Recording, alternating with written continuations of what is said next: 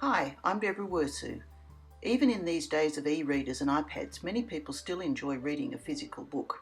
I, for one, love the feel of turning the pages as I lie in bed at night.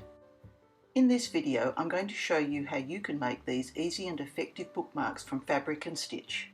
They make a great gift, or you could use them as an applique motif on any of your work. Here are some of the eucalypt leaves I've made in the past. They're quite translucent when held up to the light. Of course, you can use this technique to make any leaf shape. I particularly like this ginkgo leaf. This is my favourite leaf because of its really interesting shape from insect attack and weathering, so this is the one we're going to make today. In nature, no two pieces are ever exactly the same, so it's easy to make each leaf different from the others. To get started, you need an array of leaves, or even pictures of leaves, that you're going to use to create a template, a tracing, or just for inspiration if you want to draw your own shapes. It doesn't matter how large or small they are, as the size can easily be adjusted with a computer and printer. Elongated leaves like these eucalypts work well for bookmarks. Skeletonized leaves and those with interesting markings, insect attack or decay are great for ideas. This leaf was made using a template from the skeletonized leaf, and here is the template I've made. If you prefer, you could also make templates from cardboard. I've just printed off the image and glued it onto the cardboard. To make a template, place your leaf on the scanner and print a copy of the leaf at the size you want. If your leaf is already the right size, you could simply trace around it. Draw in the main features of the leaf, and from that I created my template. You can also simply use the picture for tracing if you don't want to be bothered with templates. But making templates means you can use and reuse them permanently. Here's the template for our sample leaf today. Now when I make this, I don't always put the holes and markings in the same place. Every leaf is different. Simply use your imagination. The leaves can be as lightly or heavily stitched as you like. It depends how much transparency you want in the leaf. It's really up to you. I keep a supply of organza in a range of colours, and today I've chosen these two shades as they represent the colours of the Australian bush. I use 2 layers of organza for the leaves. You could just as easily use 1 layer, but I like the effect you get from 2 different colours. You also need a small quantity of soluble stabiliser, which is readily available in fabric and craft stores. It just dissolves in warm water. It's fabulous stuff. This one is made by Violene. You also need a range of threads.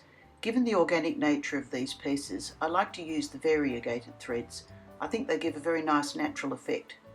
Sometimes I use solid colours. For instance, in this one, the red of the stem and edging is a solid colour.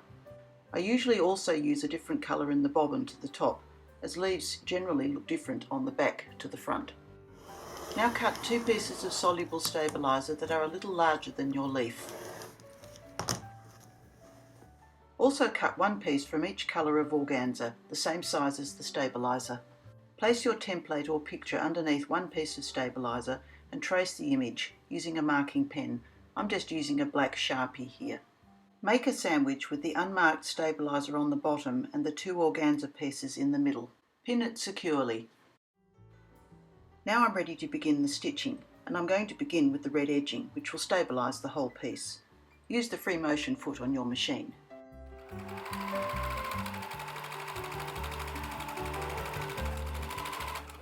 It's a good idea to stitch over these lines 2 or 3 times to make a really firm edging to your piece, and fill in the solid details as you would with machine embroidery. Change your thread colours and continue to loosely fill in the leaf itself. Use longish lines of stitching in a back and forth manner, making sure some of them overlap for stability. Stitch around the insect holes in the leaf, leaving these areas empty. The organza will show through. Keep stitching until you have the density you want.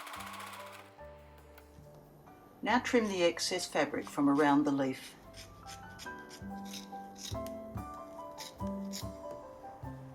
Take a basin of quite warm water and immerse your leaf. The soluble stabiliser will dissolve almost immediately. Keep rinsing until the sticky residue has been removed. I made this water quite hot and I'm having trouble getting my fingers into it. When you've finished rinsing, squeeze out the excess water and lay out or hang to dry. Now carefully trim away the last of the organza from around the outside of the leaf.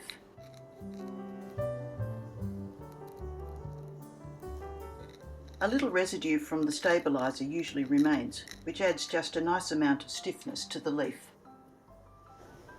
Using a very cool iron and a pressing cloth for protection if you like, gently press your leaf. Take care as it's very easy to melt organza. Now you have a beautiful leaf, finished and ready to use as a bookmark or applique motif. I hope you enjoy creating your own unique leaves from fabric and stitch.